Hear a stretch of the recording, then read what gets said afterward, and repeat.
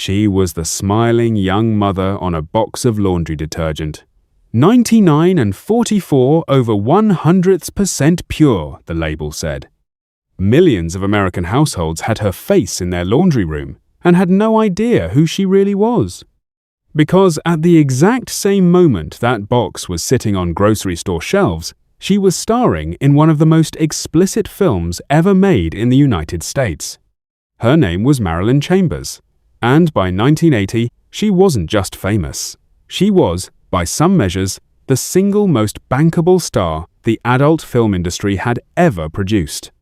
This is the story of the film that proved it.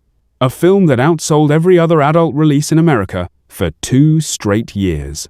A film passed by British censors when no hardcore film ever had been. A film that, more than 4 decades later, is still in the XRCO Hall of Fame. The film was called Insatiable. And to understand why it mattered, you have to understand what almost destroyed her career before it started. Marilyn Ann Briggs was raised in an affluent Connecticut suburb, a competitive swimmer and gymnast with no real connection to the adult film world at all.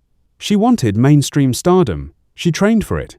Wilhelmina Models signed her in New York, and small television and film roles started to follow.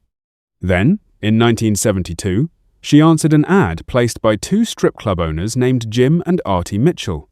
The film was Behind the Green Door. It premiered at Cannes to a standing ovation. And it made her, almost overnight, the face of what critics were calling porno chic. But here's the detail that turned her into a national story.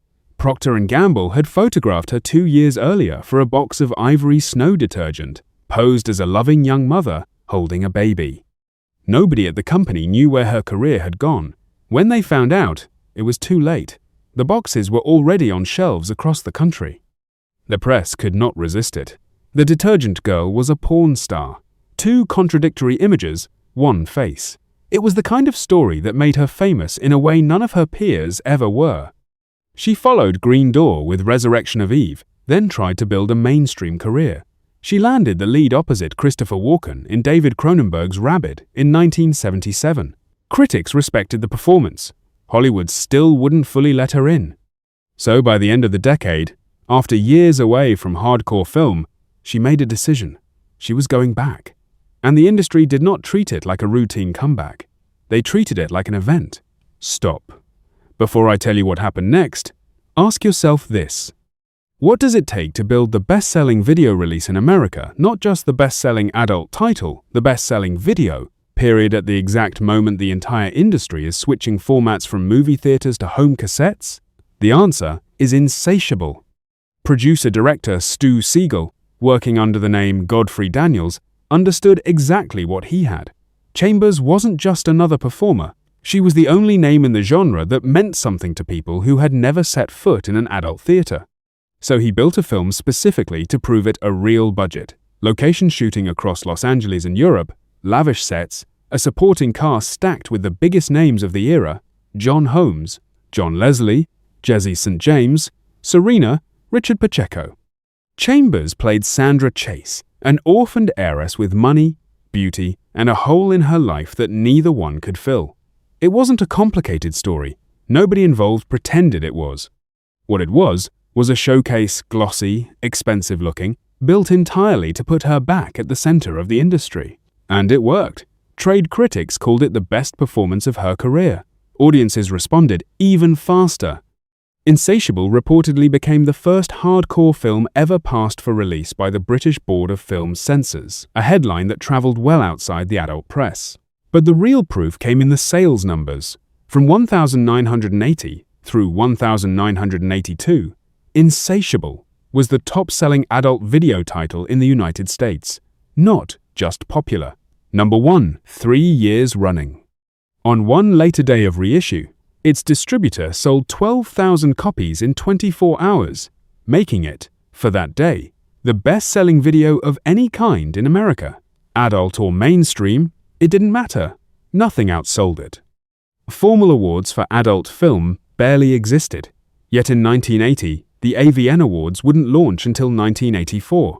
So recognition came late, but it came.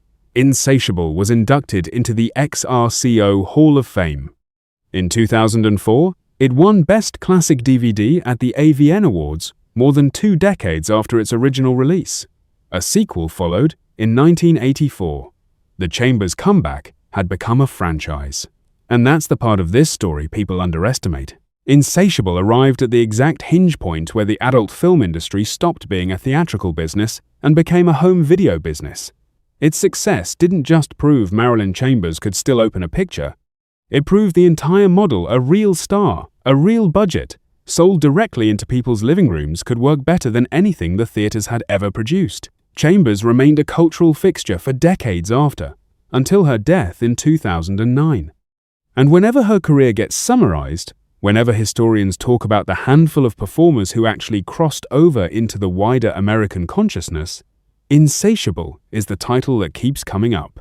Not because it reinvented storytelling, it didn't try to, but because it proved, at a very specific and very fragile moment in the industry's history, that a genuine star was worth more than any theater, chain, or studio system had ever imagined.